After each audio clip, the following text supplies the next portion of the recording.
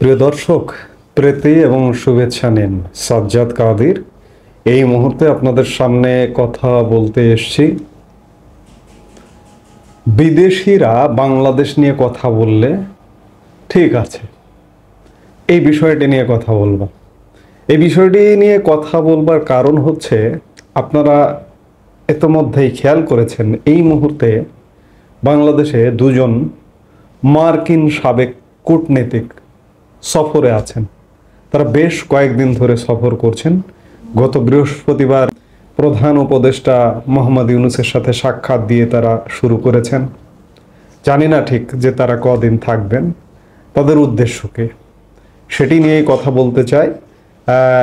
এই কূটনীতিকদের মধ্যে একজন হচ্ছেন উইলিয়াম বি মাইলাম, যিনি 1990 থেকে 1993 সময়ে বাংলাদেশে যুক্তরাষ্ট্রের রাষ্ট্রদূত ছিলেন।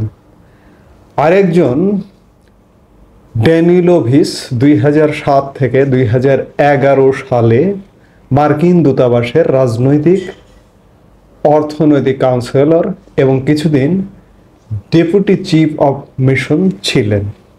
তারা এই মুহূর্তে বাংলাদেশ সফর করছেন। গত বৃহস্পতিবার রাষ্ট্রীয় অতিথি ভবন যমুনায় প্রধান উপদেষ্টা মোহাম্মদ ইউনূসের সাথে সাক্ষাৎ করেন। তার আগের দিন তারা আন্তর্জাতিক অপরাধ ট্রাইব্যুনাল পরিদর্শন করেন। ট্রাইব্যুনালের প্রধান কৌঁসুলি মোহাম্মদ তাজুল ইসলামের সাথে বৈঠক করেন। গতকালকে আমরা দেখলাম জামাতের সাথে বৈঠক করেছেন, বিএনপির সাথেও বৈঠক করেছেন। অর্থাৎ ম্যারাথন বৈঠক চলছে। তাদের উদ্দেশ্য কি? বাংলাদেশে একটা বদ্ধমূল ধারণা আছে যে বিদেশিদের দিয়ে যদি কোনো কথা বলানো যায় সেটি বাংলাদেশের মানুষ খায়, কিংবা ধর্মীয় দিক দিয়ে ধর্মীয় মোড়ক লাগিয়ে যদি কোনো ব্যাখ্যা দেওয়া যায় সেটিও কিন্তু খায়।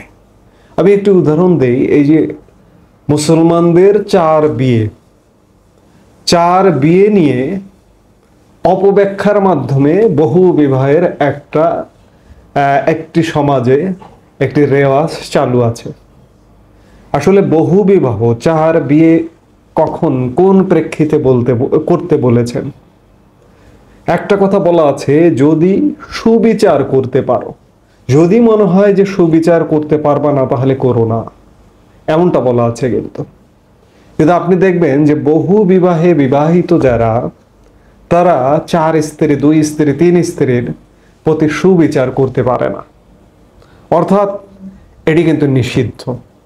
কিন্তু নানা রকম মার প্যাচ দিয়ে বহু বিবাহকে বৈধতা দেওয়া হয়। বাংলাদেশের অবস্থাটা এমন যে এখানে যদি বিদেশিরা কোনো কথা বলে, কিংবা ধর্মের ভিতরে, যেহেতু মুসলিম সংখ্যাগরিষ্ঠ দেশ, 92% মুসলিমের দেশ, ধর্মের ভিতরে ঢুকিয়ে পেঁচিয়ে যদি কোনো কথা বলা হয়, এখানে মানুষ খাবে। আবার যেটি বলছি যে বিদেশিদের কণ্ঠে যদি কোনো কিছু বলানো হয় তাহলে মানুষ খাবে। এই যে দুই কূটনীতিক, এরা কি বাংলাদেশের কল্যাণে এসছে নাকি এদেরকে ভাড়া করে নিয়ে আসা হয়েছে? কারণ তাদের কথাবার্তা যেভাবে দেখছি, তাতে এরা যে ভাড়া করা, তাতে কোনো সন্দেহ নেই। যেমন এক বৈঠকে এই কূটনীতিকদের একজন বলেছেন যে ভারতের চোখে বাংলাদেশকে দেখা যুক্তরাষ্ট্রের ঠিক হবে না বলে মন্তব্য করেছেন ঢাকার সাবেক মার্কিন কূটনীতিক জন এফ ড্যানিলোভিস, এই দুজনের একজন। তিনি বলেছেন বাংলাদেশ বর্তমানে এক তথ্য যুদ্ধের সম্মুখীন। এর বড় অংশ চালানো হয় ভারত থেকে। ভারত বাংলাদেশের ক্ষেত্রে যে নীতি অনুসরণ করছে তা ভারতের স্বার্থের অনুকূলে নয়। তাই ভারতের চোখে বাংলাদেশকে দেখা যুক্তরাষ্ট্রের ঠিক হবে না। অর্থাৎ বাংলাদেশ নিয়ে যুক্তরাষ্ট্রের সাথে ওকালতি করতে এসছেন তারা। ভারতের চোখে দেখা ঠিক হবে না। ভারত আমার সবচেয়ে নিকট প্রতিবেশী দেশ। ভারত আমার ভালো মন্দ যদি কেউ চায়, ভারতই চাইবে। আমার স্বাধীনতা, মুক্তিযুদ্ধ, আমি স্বাধীন হই, একটি স্বাধীন দেশ হিসেবে পৃথিবীর বুকে মাথা উঁচু করে দাঁড়ায়, সেটি কিন্তু ভারতই চেয়েছে। পরবর্তীতে স্বাধীনতা পরবর্তী যে 54 বছরের ইতিহাস, বাংলাদেশের উন্নয়ন অগ্রগতির পেছনে ভারতের অবদান যদি আমি অস্বীকার করি, আমি তাহলে সেটি সঠিক মানুষ হব না। সেই জায়গা থেকে তারা প্রেসক্রিপশন দিয়ে দিচ্ছেন যে ভারতের সাথে, ভারতের দৃষ্টিতে দেখলে ঠিক হবে না। আসলে এরা এক প্রকার ব্যবসায়ী, এবং ব্যবসায়ী বললে ভুল হয়। আমার এক শ্রদ্ধেয় বড় ভাইকে আমি সেদিন বলছিলাম যে ব্যবসায়ী, তিনি তখন বললেন যে ব্যবসা তো ভালো জিনিস, ব্যবসায়ী না বলে বেনিয়া বললে ভুল হবে না। আমি সেটাই বলতে চাই, এরা আসলে বেনিয়া। কারণ কোনো বিদেশি এখানে এসে ভালো হবে এই দেশের, এটি কিন্তু চাইবে না। এরা এনজিও ব্যবসায়ী, মার্কিন যুক্তরাষ্ট্রে এনজিও চালায় এবং সারা পৃথিবীতে এনজিও সম্প্রসারণের কাজ করে। বাংলাদেশ রাইট টু ফ্রিডম নামের এনজিও তাদের আছে, বাংলাদেশেও সেটির সম্প্রসারণের জন্য তারা এসছে। এনজিওর কথা কি আপনি আমি ভুলে যেতে পারি? এই যে ডোনাল্ড ট্রাম্প যে $29 মিলিয়ন বাংলাদেশে যে রাজনৈতিক শক্তিশালীকরণের যে একটা ফান্ড, একটা ফেক ফান্ড এসছে, সেই ফান্ডের পেছনে কিন্তু মার্কিন যুক্তরাষ্ট্রের এনজিও জড়িত। ঠিক তেমনিভাবে এই যে দুই কূটনীতিক এসছেন, তারা ওই এনজিওর। তারা কি বাংলাদেশের ভালোর জন্য এসছেন? এবং এক কূটনীতিক বলেছেন এক আলোচনা সভায়, পূর্বতন মার্কিন রাষ্ট্রদূত উইলিয়াম বি মাইলাম দাবি করেন যে শেখ হাসিনার নেতৃত্বাধীন আওয়ামী লীগ সরকারের গত 10 বছরে তিনি বাংলাদেশে আসার ভিসা পাননি। ঢাকায় আয়োজিত নতুন ভোর গণ অভ্যুত্থান পরবর্তী বাংলাদেশ মার্কিন সম্পর্কের গতিপথ শীর্ষক এই আলোচনার সময় মাইলান বলেন, গত 10 বছরে আমি বাংলাদেশে আসার ভিসা পাইনি। গত 5 বছর ধরে বাংলাদেশের মানবাধিকার ও গণতন্ত্র নিয়ে কাজ করছেন তিনি।